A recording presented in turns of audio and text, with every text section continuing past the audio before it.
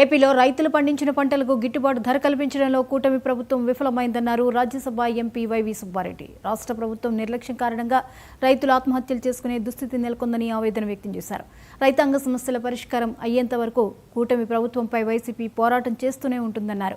గతంలో మిర్చి పంట గిట్టుబాటు ధర కోసం పోరాటం చేశామని, ఇప్పుడు పొగాకు రైతుల కోసం పోరాటం చేస్తున్నామన్నారు. ప్రజలకు ఇచ్చిన హామీలను నెరవేర్చడంలో ప్రభుత్వం విఫలమైందని విమర్శించారు. పొగాకు రైతులు ఎదుర్కొంటున్న ఇబ్బందులను తెలుసుకునేందుకు ఈ నెల 28న జగన్ ప్రకాశం జిల్లాకు వస్తున్నారన్నారు. కూడా ఈ అక్రమంగా కూటమి ప్రభుత్వం మా నాయకులపై మాపై పెడుతున్న కేసులే.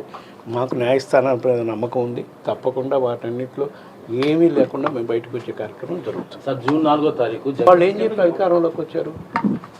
ఏం పథకాలు, సూపర్ 6 అని, ఉచిత బస్సులని ఏమేం చెప్పి వచ్చారు? అవి అమలు చేశారా?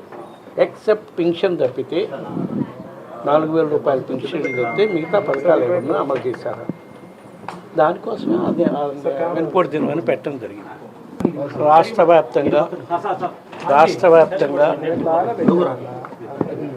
రైతులు ఎదుర్కొంటున్న ఇబ్బంది పరిస్థితుల్లో గిట్టుబాటు ధర లేక రైతులు గిట్టుబాటు ధర ఇవ్వాలని చెప్పి ప్రధాన ప్రతిపక్షంగా మేము రైతుల పక్షాన్ని నిలబడి పోరాటం చేస్తూనే ఉన్నాం. అధికారంలో ఉన్న, అధికారం లేకపోయినా కూడా.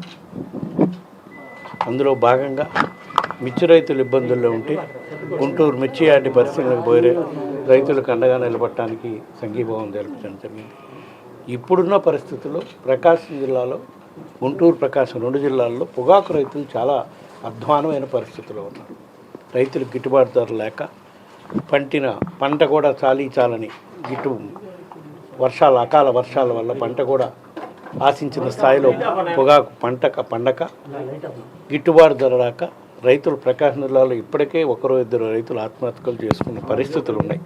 ఇటువంటి పరిస్థితుల నుంచి రైతులకి అండగా ఉండడం కోసం, ఎవరూ అధైర్యం పడకుండా రాబోయే రోజుల్లో ధైర్యంగా ఎదుర్కోవడం కోసం ఈ నెల 28వ తారీఖున మా పార్టీ అధ్యక్షుడు జగన్మోహన్ రెడ్డి గారు పొగాకు రైతులకి మద్దతుగా వాళ్ళు గిట్టుబాటు ధర చెల్లించాలి అని చెప్పి రాష్ట్ర ప్రభుత్వంపై ఒత్తిడి తీసుకొచ్చే విధంగా, ఏ విధంగా అయితే గతంలో వైఎస్ఆర్ కాంగ్రెస్ పార్టీ అధికారంలో ఉన్నప్పుడు ఏ పంటకైనా సరే గిట్టుబాటు ధర లేక రైతులు ఇబ్బంది పడుతున్నప్పుడు ప్రభుత్వమే మధ్యలో ఉండి కొనుగోలు చేసిన పరిస్థితి అప్పుడు ఉండేది. అటువంటి పరిస్థితి వచ్చినప్పుడు 2021-22లో అనుకుంటా పొగాకు రైతులకు కూడా గిట్టుబాటు ధర లేకపోతే ప్రభుత్వమే మార్కెట్ ద్వారా పొగాకు కొని రైతుల్ని ఆదుకున్న పరిస్థితులు అప్పట్లో ఉండేవి.